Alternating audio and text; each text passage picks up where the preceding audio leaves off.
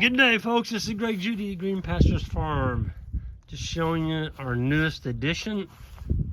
This is a rock pad that we put in. We're expecting the next 4 or 5 days, are saying possibly some heavy rain, and you know it is winter time. You can get some pugging going on, and anywhere you have a water tank that you don't move, if you don't have something for the animals to stand on, they're going to be standing in mud up to their knees.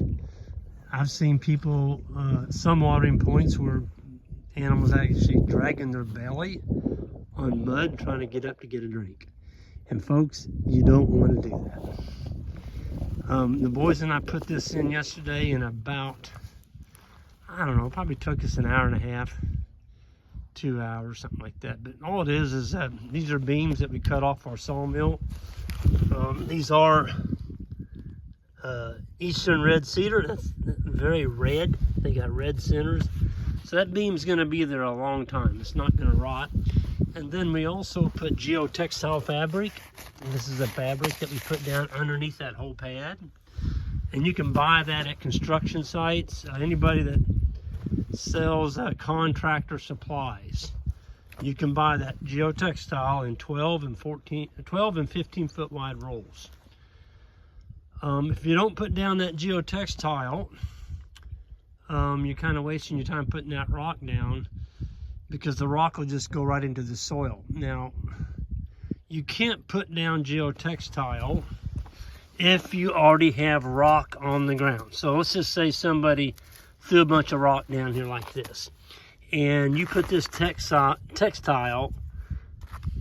down on top of that rock, and then put your rock on top of that. It's not going to work. The rock on top and the rock underneath, with animals walking on it, it chews through it. So this has got to be sitting on bare dirt. Bare dirt. Don't ever put textile on top of rock. You're just wasting your time. This is our Russ Wilson. We got this from Wilson Land and Cattle. I love this darn valve. Folks, I've been running this thing now for, well, close to a month, 3 weeks, whatever. There's never been a skiff of ice on there. Not a skiff. And yeah, it's almost Christmas. Now, somebody said, well, Greg, get with us when gets, 30 below. Well, I'm sorry, but we live in Missouri. We typically don't get down to 30 below, maybe once every 3 or 4 years, and if we do, it's only for a few days. Anyway, we're gonna find out. But we put the beams in. These are 7x7s. These are our fiberglass rods. We drove in, then we drove it, put a big old 4-inch deck screw in them.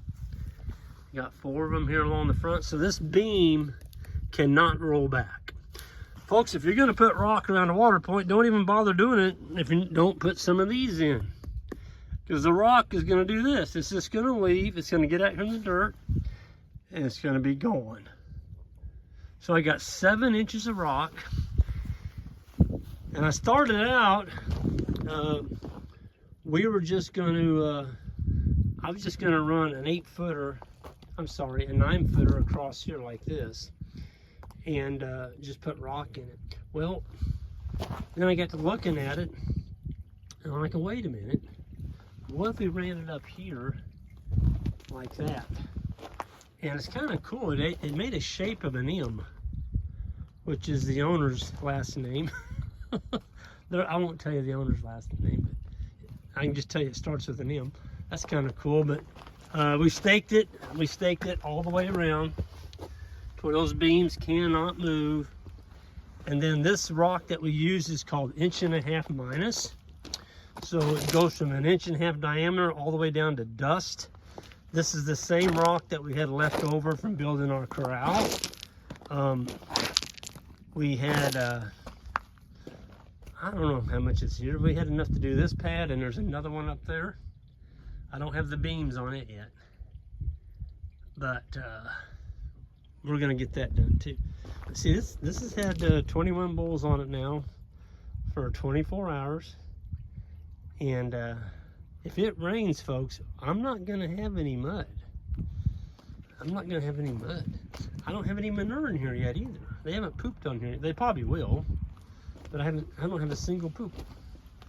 But when it starts raining, and it won't stop raining, guess what? I've got a good surface here for those animals to come in here and drink, and I'm not gonna have a mud pit right here by this barn.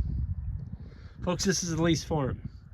And if you get used to seeing mud and making mud and mucking it up around your lease farms, you're not gonna have your lease farms very long. People don't like mud. I don't like mud. I don't like seeing mud on my animals. And so economically, it doesn't make sense to expose your animals to mud. It just doesn't. It just doesn't. And we've got our nice, I mean, those bulls. I seen the other day rubbing on this. I thought they that's 3/4 inch CCA treated boards. They haven't budged. I mean, they've loosened up the posts a little bit, but you know, it gives them a good neck rub.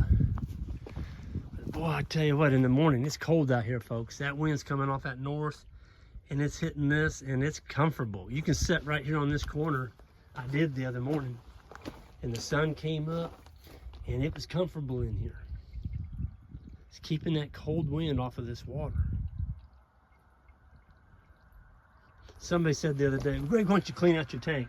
Folks, that tank's 25 years old. That color you see there is not dirt. It's a film that's over the years, it's just formed on that tank, and I've used the Clorox. You just can't get it off. It's part of the tank. And don't ask me where I got this tank, because they're no longer available.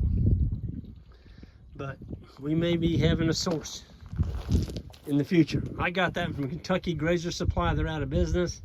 It's a wonderful little tank, and I put out a challenge to another fencing company. We'll see. We may have some of those in the future. It's a wonderful little tank. I love it. I've patched it. I use self-tapping screws. I mean, it looks kind of rough, but the darn thing still works. So I'm going to use it. But that's it. That's our rock pad. It's actually 9 foot from here over to there. And then this way, from here back, it's 7 foot. And then, of course, each one of those is 4 feet that way and 4 feet back. And we'll use this in the summertime. I mean, in the summer, if it's muddy and it's raining, guess what?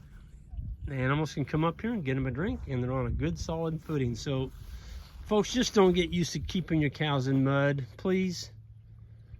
Just do it for them and do it for me.